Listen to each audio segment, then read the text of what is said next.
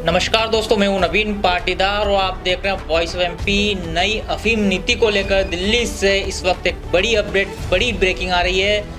जिस तरीके से अफीम नीति को लेकर किसान बेसब्री से इंतजार कर रहे हैं, किस तरह का अपडेट है, किस तरह की जानकारी, इस पर बात करने के लिए एक बार फिर हमारे साथ मौजूद है वरिष्ठ पत्रकार मुस्तफा जी। उनसे जानेंगे और पूछेंगे किस तरीके का दिल्ली से अपडेट है। और ऐसी खबरें निकल के आ रही है कि पूरा अफीम नीति का मसौदा तैयार कर लिया गया है और सिर्फ अब जो है ऐलान करना ही बाकी है। वहीं अब बात करेंगे मुस्तफा जी से, कुछ बातें जो है वे आप किसानों से करना चाहते हैं, उसके बाद खबर पर चलेंगे और किस तरह की अपडेट है वे हम आपको बताएंगे। मुस्तफा जी, क्या आप किसानों से क्या चर्चा करना चाहते हैं? देखिए नवीन, सबसे पहले तो मैं अपनी बात शुरू करूं उससे पहले जो तमाम लोग वॉइस ऑफ एमपी से जुड़े हैं उन दर्शकों से ये निवेदन है कि यदि आपको हमारी खबरें सच्ची और अच्छी लगती है और आपको लगता है कि हम जन सरोकार की पत्रकारिता करते हैं तो please please please voice of MP के यूट्यूब चैनल को ज़रूर सब्सक्राइब करें। साथ ही हमारे वीडियोस को फैलाएं, अपने लोगों तक पहुंचाएं। एक और ख़ास बात है कि यदि आप किसी भी खबर की ब्रेकिंग सबसे पहले पाना चाहते हैं तो गूगल प्ले स्टोर से हमारे news app voice of MP को ज़रूर डाउनलोड करें अपने मोबाइल में। हमारी तमाम खबरें आप केटीवी नेटवर्क के 130 नंबर चैनल पर भी देख सकते हैं। इस समय समूचे मालवा मेवाड़ में इस बात का इंतज़ार है कि दिल्ली नई अफीम नीति की घोषणा कब करेगी। जो खबर आपने भी सुनाई वो बिल्कुल सही है। दिल्ली के वित्त मंत्रालय ने नई अफीम नीति का मसौदा तैयार कर लिया है। अब केवल देरी इतनी है कि सरकार के हैंड से उसका अनाउंसमेंट कब होता है और ये संभावना पूरी है कि किसी भी क्षण, चाहे आज कल परसों, 30 सितंबर के पहले सरकार नई अफीम नीति की घोषणा कर देगी। तो ये इस समय की बड़ी ब्रेकिंग खबर है जो दिल्ली से हमारे पास आ रही है। सरकार इस निष्कर्ष पे पहुंच चुकी है कि नई अफीम नीति में किन बातों का समावेश करना है, किन बातों को शामिल करना है, उसका मसौदा पूरा तैयार हो चुका है। केवल देरी है घोषणा होने की और इस बार निश्चित तौर पे 30 सितंबर के पहले अफीम नीति घोषित हो जाएगी। दूसरी खास बात है नवीन के लगातार हम अफीम किसानों की आवाज़ बनते रहे हैं। वैसे हम लोग चाहे लहसुन के किसान हो, प्याज के किसान हो, हम सभी किसानों की समस्याओं पे बात करते हैं, आवाज़ उठाते हैं और जो हमारी खबरें हैं उन खबरों पर किसान अपनी जमकर प्रतिक्रियाएं भी देते हैं। और जो किसान इस समय वॉइस ऑफ एमपी देख रहे हैं, मैं उनसे कहूँगा कि जब आप खबर देखते हैं तो आप अपनी ओपिनियन से हमें ज़रूर अवगत कराएं। हमारी खबर के कमेंट बॉक्स में जाके आप अपनी राय ज़रूर लिखें। उससे हम लोगों को भी जानकारी मिलती है और ये पता चलता है कि किसान आखिर चाहता क्या है। जैसे अब तक हमने अफीम पे, नई अफीम नीति को लेकर जो खबरें प्रसारित की, प्रकाशित की, उन खबरों पर सैकड़ों किसानों ने अपनी प्रतिक्रियाएं दी है और जमकर अपनी बात बोली है। तो जो अफीम किसान लगातार बोल रहे हैं और वो चाहते हैं कि सीपीएस पद्धति जो है वो हटना चाहिए, ये लगातार अफीम किसान हमारी खबरों के कमेंट बॉक्स में लिख रहे हैं आकर। और दूसरा जो है, जो अफीम किसान है वो नए पट्टे चाहते हैं, उस पर भी लगातार अफीम किसान अपनी राय दे रहे हैं। तीसरी ख़ास बात है कि अफीम किसान बार बार ये मांग भी उठा रहे हैं कि जो डोडा चूरा है वो डोडा चूरे को एनडीपीएस एक्ट के बाहर निकाला जाए। साथ ही दर्जनों किसानों ने हमें जो हमारी खबरें हैं उस पर जो कमेंट भेजे हैं उसमें वो अफीम के सरकारी मूल्य को बढ़ाने की बात भी कह रहे हैं। तो ऐसे अनेकों मुद्दे हैं, ये प्रमुख मुद्दे जो हम इस समय चर्चा कर रहे हैं। वैसे किसानों की एक बड़ी मांग ये भी रहती है कि जो जब अफीम की सरकारी ख़रीद होती है उसी समय स्पॉट पे पेमेंट हो जाना चाहिए और वहीं पे उसकी गाढ़ता का परीक्षण हो जाना चाहिए। बाद में रिकवरी निकले वो तमाम प्रोसेस नहीं होना चाहिए। तो ऐसी तमाम बातें जो अफीम किसान है वो हमारी ख़बरों के कमेंट बॉक्स में आके लिखते हैं और सैकड़ों की तादाद में लिखते हैं। और कुल मिला के जब हम अफीम नीति पर खबरें दे रहे हैं लगातार और जो किसानों से हमारा संवाद हो रहा है, उस संवाद में जो बात निकल कर सामने आ रही है वो ये आ रही है कि सीपीएस पद्धति को लेकर किसान खुश नहीं है, किसान नाखुश है। किसान चाहते हैं कि ट्रेडिशनल तरीके से ही वो खेती करें। तो ये किसानों का अपना मांग है जिसको हम सरकार पर पहुंचाते हैं, सरकार के सामने रखते हैं और सरकार को ये बताने की कोशिश करते हैं कि ग्राउंड ज़ीरो पर मालवा मेवाड़ के अफीम किसान आखिर सरकार से चाहते क्या हैं। अब ये जिम्मेवारी सरकारों की है, ये जिम्मेवारी सरकार में बैठे जनप्रतिनिधियों की है कि वो किसानों के हक में क्या कर पाते हैं। फिलहाल जो पूरे मामले को लेकर जो अफीम उत्पादक अंचल के जो तमाम सांसद हैं, चाहे वो सीपी जोशी हो, सुधीर गुप्ता हो, झालावाड़ के सांसद दुष्यंत सिंह हो, उन्होंने ज़बरदस्त पैरवी केंद्र सरकार के सामने की और उन्होंने इन तमाम मुद्दों पर बात कही जो मुद्दे हम लगातार उठाते आ रहे हैं। खबरें हमारे पास ये भी है कि हनुमान प्रसाद बेनीवाल जो सांसद है राजस्थान के, उन्होंने भी केंद्र सरकार के सामने तमाम मुद्दे रखे हैं जिन मुद्दों पर वॉइस ऑफ एमपी लगातार खबरें दिखाता और बताता आ रहा है और उन्होंने उन मुद्दों को आगे बढ़ाया है, केंद्र सरकार के सामने रखा है। केंद्रीय वित्त मंत्री, केंद्रीय वित्त राज्य मंत्री पंकज चौधरी के सामने भी मुद्दे रखे और जो नई अफीम नीति का मसौदा तैयार हुआ है, अब इन तमाम सांसदों की जो पुरजोर पहल थी, जो मांग थी, उस पर सरकार कितना गौर करती है वो एक अलग बात है। लेकिन ये सही है कि जो लगातार हम मांग करते आ रहे थे कि अफीम नीति सितंबर महीने में घोषित होनी चाहिए ताकि एक पुरानी कहावत जो है कि हम्बल को बोदो दीपावली को दियो देखे, तो शायद इस बार लगता है कि जो मालवा मेवाड़ में हम्बल का जो पौधा है वो दीपावली का दिए देख सकेंगे। नवीन मुस्तफा जी, अगर अफीम उत्पादक सांसदों की बात की जाए तो किस तरह की पैरवी उन्होंने जो किसानों के पक्ष में वहाँ की थी और क्या बड़े बिंदु थे? देखिए नवीन, जो अभी हमारे पास ब्रेकिंग न्यूज़ आ रही है, जो हमारे सूत्रों के हवाले से खबर आ रही है, वो खबर ये आ रही है कि सरकार ने अफीम नीति का मसौदा तैयार कर दिया है। एक दूसरा, सरकार इस बार सभी किसानों को समान 10 आरी के पट्टे देगी।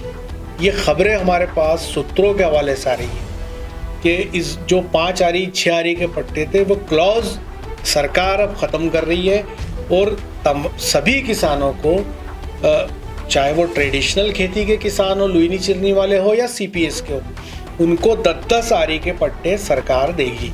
और दूसरी एक खबर जो हमारे पास सूत्रों के हवाले से आ रही है वो ये भी आ रही है कि इस बार सरकार सीपीएस पद्धति में 15,000 नए पट्टे करीब बढ़ा सकती, क्योंकि एग्जैक्ट आंकड़ा हम नहीं दे सकते क्योंकि जब तक कि अफीम नीति घोषित नहीं होती। जो ऑफ द रिकॉर्ड खबरें हमारे पास है वो ये है कि सरकार सीपीएस के अंदर पट्टों की बढ़ोतरी करेगी और करीब 10 से 15,000 पट्टे सरकार बढ़ा सकती है। दूसरा, ट्रेडिशनल खेती और सीपीएस की खेती दोनों में 10-10 आरी का रकबा सरकार तय करने जा रही है। ये खबर हमारे पास इस समय दिल्ली से आ रही है, जो महत्वपूर्ण खबर है नवीन।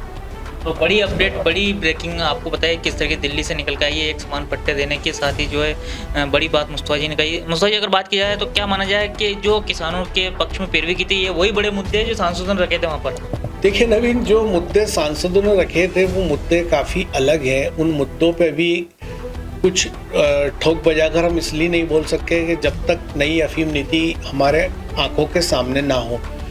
जितनी खबर हमारे पास आ रही है वो ये आ रही है, वो ऑफ द रिकॉर्ड है, वो सूत्रों के हवाले से खबर है कि इस बार सरकार क्लॉज ख़त्म करने वाली है और सभी को समान आरी 10 आरी का पट्टा देने वाली। दूसरी इम्पॉर्टेंट बात यह है कि ट्रेडिशनल खेती यानी लुईनी चिरनी की जो खेती उसमें सरकार रकबा तो बढ़ा रही है लेकिन पट्टे नहीं बढ़ेंगे, ऐसी खबरें आ रही हैं। लेकिन सीपीएस के अंदर सरकार रकबा भी बढ़ा रही है और पट्टे भी बढ़ा रही है। तो कुल मिलाकर के एक चीज़ साफ होती नज़र आ रही है कि अब सरकार ने सीपीएस की राह पकड़ ली है और केंद्र सरकार का जो अब स्टैंड है वो यही है कि वो देश में अफीम किसानों से सीपीएस पद्धति के तहत ही खेती करवाएगी। दूसरी बात जो आपने कही कि जो मुद्दे सरकार के सामने सांसदों ने रखे थे उन मुद्दों में काफ़ी महत्वपूर्ण बातें थी। उन मुद्दों में बात अफीम का मूल्य बढ़ाने की थी, डोडे चूरे को एनडीपीएस एक्ट से बाहर निकालने की थी, और इसके अलावा सांसदों ने ये भी मांग की थी कि 1998 से अब तक जो रुके हुए पट्टे, जो कटे हुए पट्टे, उनको बहाल करने की मांग थी। उसके अलावा सांसदों ने ये भी मांग रखी थी कि प्राकृतिक आपदा के कारण जो पट्टे कटे हैं उनको वापस किया जाए। इसके अलावा उन्होंने ये भी कहा था कि जो जिसके परिवार में अगर किसी मुखिया की डेथ हो गई है, उनके नामांतरण रुके हुए पट्टों के वो पट्टे भी वापस दिए जाएं। तो ऐसी बहुत लंबी फेरिस्ते 25 से 30 बिंदुओं का मांग पत्र सभी सांसदों ने केंद्र सरकार को सौंपा था, लेकिन अभी उसमें केंद्र सरकार ने कितना अमल किया।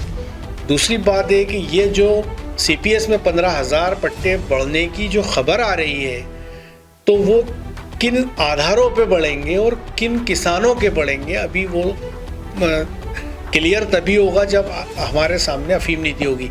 दूसरा, सांसदों ने ये भी मांग की थी कि 3.5 प्रति हेक्टर मार्फिन परसेंटेज पे सरकार मापदंड बना के पट्टे जारी करे। तो अब इस बात को भी देखना है कि नई अफीम नीति में इन मांगों को सरकार ने कितनी तवज्जो दी है। तो चूंकि जो अफीम उत्पादक अंचल के किसान हैं, जो मालवा मेवाड़ अंचल के किसान हैं, वो सीधे सरकार की जगह इन जनप्रतिनिधियों को ही जानते हैं, वो अपनी बात इन्हीं को कहते हैं। अब इनकी पैरवी कितना दम दिखाती है। जैसा कि मैंने अभी कहा कि जो हमारे खबरों के कमेंट बॉक्स है, जो यूट्यूब है, फेसबुक है, ट्विटर है, उस पर जितनी बड़ी संख्या में किसान आते हैं और अपनी बात कहते हैं, अपना वहाँ पे अपनी जो पीड़ा है वो बताते हैं, और वो बताते हैं कि किस तरह से वो मेहनत कर रहे हैं। और जो देखिए काफ़ी चीज़ें अब उस लाइन पे जा रही है जिस लाइन पे हम बात करते रहे हैं, जिस लाइन पे हम सरकार का जो है तवज्जो दिलाते रहे। जैसे जो आज देखिए डोडे चूरे को एनडीपीएस से बाहर निकालने की बात सबसे पहले हमने की थी, उसके बाद देखिए अब लगातार सांसद मांग कर रहे हैं। हमने कहा था कि गाढ़ता का परीक्षण ऑन द स्पॉट होना चाहिए, पूरा पेमेंट उनको किसानों को फर्स्ट टाइम में ही दिया जाना चाहिए, वहीं सारा रिजल्ट डिक्लेयर हो जाना चाहिए। तो जो अभी हमारे पास खबरें आ रही है वो ये भी आ रही है कि सरकार स्पॉट के ऊपर अफीम के मार्फिन परसेंटेज जो चेक करने के लिए उन 5 मशीनें जो है वो मंगवा रही है नारकोटिक्स विभाग, और संभावना ये है कि इस बार से ये सेम डे रिजल्ट मिल सकते हैं किसानों को कि उनकी अफीम में मार्फिन की गाढ़ता कितनी थी। एक बात हम करते रहे कि ऑनलाइन पट्टों का आवंटन होना चाहिए। हम डिजिटल इंडिया की बात करते हैं तो पट्टे लेने के लिए किसान कहाँ भटकेंगे। तो जो लिस्ट, जो सूची सरकार के पास है, वो सरकार उसको ऑनलाइन कर दे और किसानों को घर बैठे पता चल जाए कि उनको पट्टा मिल गया। लेकिन जो खबरें हमारे पास है, ऑनलाइन पट्टे देने का काम इस साल से शुरू होता नहीं दिखता है। संभावना ये है कि इसका पूरा डिजिटाइजेशन अगले साल से हो सकता है। तो ऐसे तमाम मुद्दे जो है जिस पे हम बात करते रहे हैं, और हमने जो कहा था कि बार बार कहा था कि 5 आरी और 6 आरी के पट्टों में किसान को आखिर मिलता क्या है, और इन पट्टों को बढ़ाया जाए, 10 और 20 आरी का पट्टा किया जाए। तो जो इस बार खबर हमारे पास आ रही है, संभावना ये है कि सरकार इसके जो डिफरेंस है पट्टों का वो उसको ख़त्म कर देगी और एक समान 10-10 आरी के पट्टे देगी। पर चूँकि जहाँ तक सीपीएस पद्धति का सवाल है और ट्रेडिशनल खेती का सवाल है, ये डिसीज़न दिल्ली के ऊपर डिपेंड करता है, केंद्र सरकार के ऊपर डिपेंड करता है, और वो सारे फैसले केंद्र सरकार अंतर्राष्ट्रीय परिस्थितियों को देख के, देश की परिस्थितियों को देख के लेती। तो अब इस बारे में सरकार क्यों सीपीएस की तरफ जा रही है, ट्रेडिशनल को धीरे धीरे क्यों ख़त्म किया जा रहा है, ये तमाम हाई पावर कमेटी के मामले हैं, और उस पर सरकार से जुड़े लोग ही अगर कोई अधिकृत बात बोलते हैं तो वो महत्वपूर्ण होती है कि आखिर ऐसा क्यों हो रहा है। जी नवीन।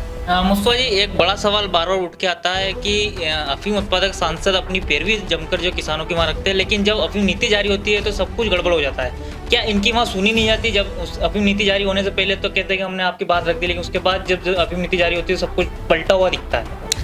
देखिए नवीन, इसमें ये भी एक टैक्टिस होती है कि जब किसी मामले में कोई डिसीजन होना होता है तो ये एक पटकथा लिखी जा चुकी होती है, लेकिन चूंकि पब्लिक के अंदर हमें अपनी इमेज को दुरुस्त रखना है जनप्रतिनिधियों को, तो वो सार्वजनिक तौर पर मांग उसी तरह की करते हैं और वो अपना दामन साफ कर लेते हैं। वो कहते थे कि हमने सरकार के सामने 25 सूत्री मांगे रखी, हमने पैरवी की, हमने ये कहा, लेकिन जब वो चीज़ आउट होती है, जब ये होती, तो वो ये केंद्र सरकार के अंदर अफसरों ने किया, हमारे को पता नहीं चला कैसे हो गया।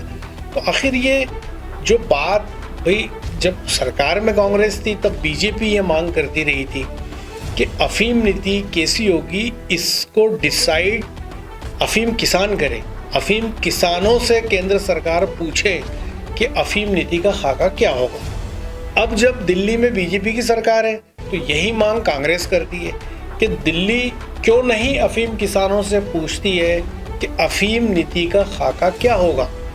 तो कुल मिला के जब वो सरकार में थे तो ये उसको मुद्दा बनाते थे और अब ये सरकार में है तो वो मुद्दा बनाते, बट किसानों को लेके कोई फैसला नहीं होता। तो जैसा आपने कहा कि पैरवी कमज़ोर करते हैं या मजबूत करते हैं, ये कई चीज़ें पॉलिटिकली इस तरह से होती है कि सारा सिस्टम सेट होता है, पूरी पटकथा लिखी जा चुकी होती है और उसको किस तरह उसकी अदायगी करनी है उसका एक मंचन करते हैं।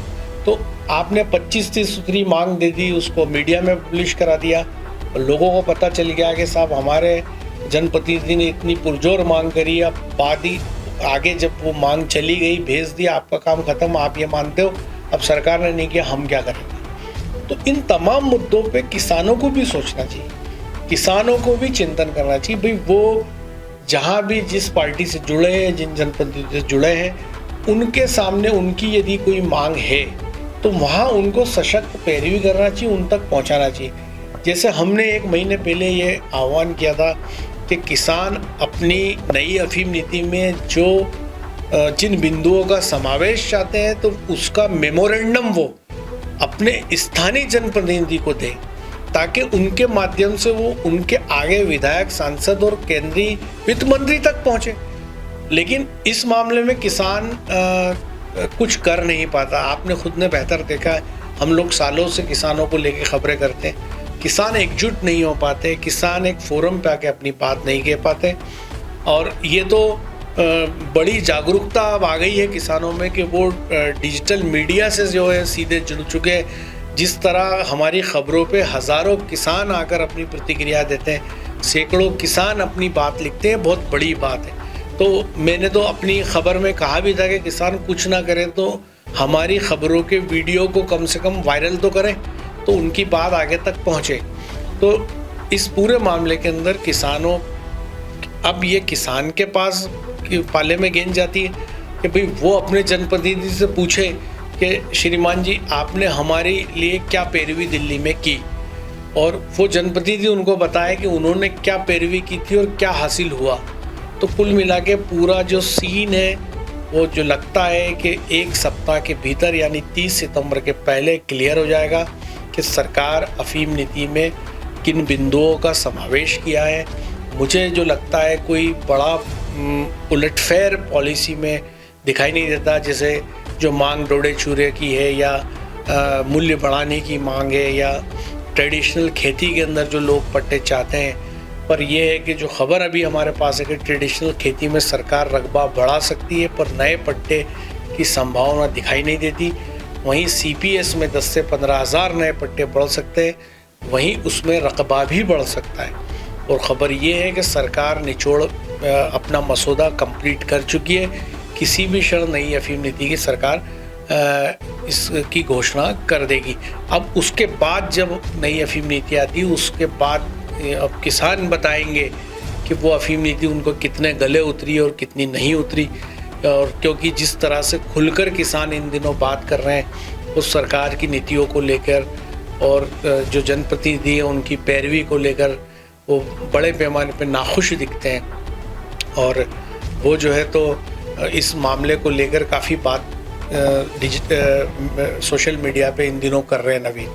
तो ये थे वरिष्ठ पत्रकार मुस्तफ़ा हुसैन जी, जिनसे हमने बात की किस तरह की दिल्ली से क्या खबरें निकल के आई। उन्होंने बताया कि इस बार जो एक समान आगे के पट्टे इस बार सरकार दे सकती है, साथ ही बम्पर पट्टे मिलने की उम्मीद भी जो है इस बार जताई जा रही है। और ऐसा माना जा रहा है कि कभी भी नई अफीम नीति 2022-23 जारी हो सकती है और किसानों को इसमें कुछ राहत मिल सकती है। यह था अब तक का अपडेट। इस अपडेट के लिए बने रहे हमारे साथ। जय हिंद, जय भारत।